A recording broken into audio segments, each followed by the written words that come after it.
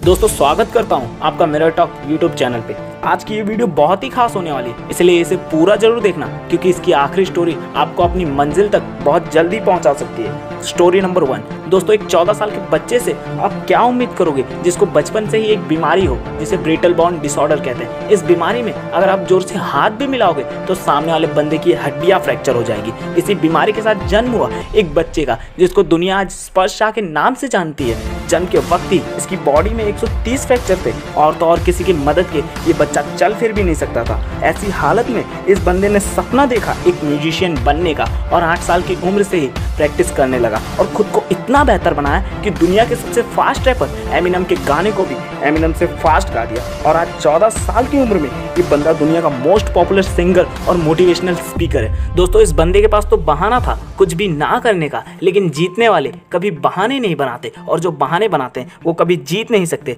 Story number 2। दोस्तों हम सब ने बचपन में ये बात जरूर सुनी होगी कि खेलोगे कूदोगे तो होगे खराब और पढ़ोगे लिखोगे तो बनोगे नवाब। लेकिन आज बात ना किसी MBA डिग्री वाले की है और ना ही किसी खेल के खिलाड़ी की। ये स्टोरी ऐसे बंदे की है जो अपने 8th क्लास में फेल हो गया और जैसे तैसे तक उसने 10th क्लास की पढ़ाई पूरी करके अपनी पढ़ाई को बीच में ही छोड़ दिया और आज ये बंदा करोड़ों की कंपनी का मालिक है। और तो और रिलायंस इंडस्ट्रीज लिमिटेड और अमूल जैसी बड़ी कंपनियां, यहाँ तक कि CBI, पंजाब पुलिस और गुजरात पुलिस भी इस बंदे की क्लाइंट है। जी हाँ दोस्तों, मैं बात कर रहा हूँ इंडियन हैकर तृष्णित अरोड़ा की। इस बंदे को बचपन से टेक्नोलॉजी, गेमिंग और कंप्यूटर में इतना इंटरेस्ट था कि जब भी उसके बिगड़े हुए कंप्यूटर को बनाने के लिए कंप्यूटर एक्सपर्ट को बुलाया जाता था तो बजाय एक जगह आराम से बैठकर कंप्यूटर ठीक होने का इंतजार करने के कि एक्सपर्ट क्या चीज़ कैसे ठीक कर रहा है, इस पर ध्यान देते और सारे रिपेयर्स को गौर से देखते और समझते, जिससे उन्हें कंप्यूटर्स के हार्डवेयर और सॉफ्टवेयर के बारे में बहुत नॉलेज हो गई।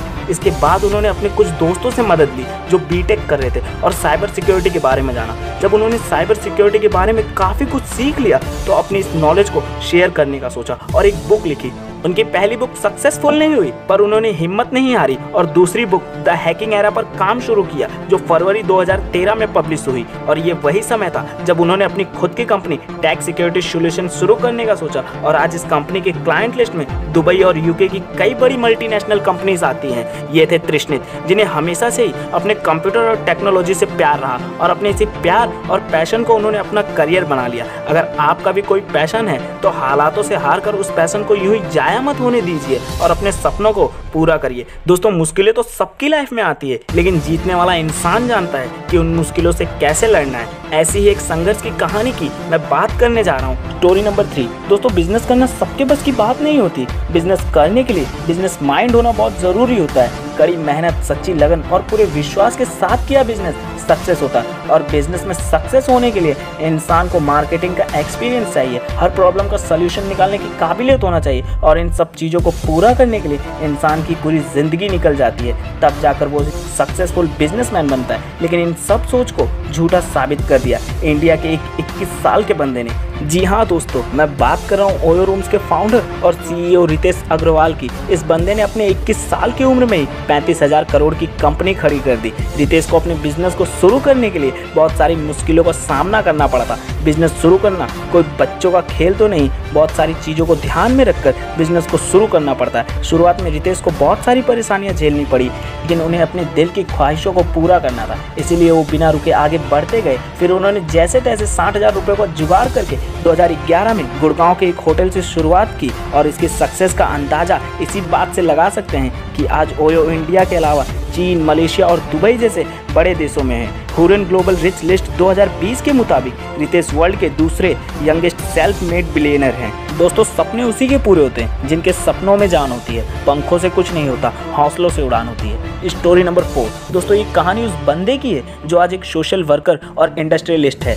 इस बंदे के बारे में आप में से बहुत कम लोगों ने सुना होगा, लेकिन इनके प्रोडक्ट को आज दुनिया भर में इस्तेमाल किया जाता है और इन्हें वर्ल्ड के सक्सेसफुल लोगों में गिना जाता है, जिनकी टेलीकॉम कंपनी इंडिया की सबसे बड़ी तीसरी टेलीकॉम कंपनी है। जी हाँ दोस्तों, मैं बात कर रहा हूँ एयरटेल के फाउंडर और चेयरमैन सुनील मित्तल की, जो कभी साइकिल के छोटे पार्ट बनाकर बेचने का बिजनेस किया करते थे। उन्हें एक दिन ऐसा लगा कि इस बिजनेस में तो बहुत ज़्यादा सक्सेस नहीं हो पाएंगे, इसलिए उन्होंने इस बिजनेस को बंद कर दिया और फिर मुंबई जाकर 1981 में इंपोर्ट लाइसेंस खरीदा और जापान से एक्सपोर्ट किए हुए पोर्टेबल जनरेटर्स को बेचने का काम किया। इस बिजनेस से सुनील को बहुत ज़्यादा फायदा हुआ, लेकिन बहुत जल्दी उनका लाइसेंस बैन कर दिया गया। क्योंकि दो कंपनियों को एक ही देश में जनरेटर बनाने का लाइसेंस दे दिया गया था।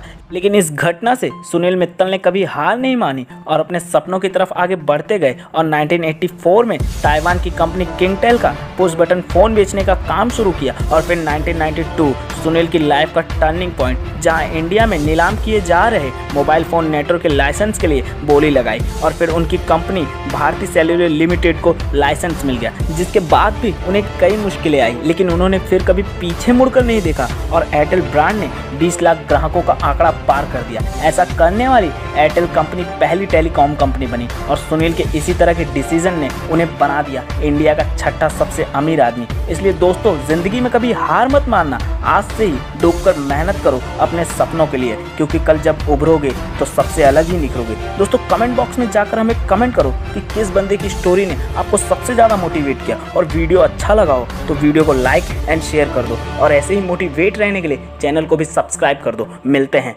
आपसे अगली वीडियो में।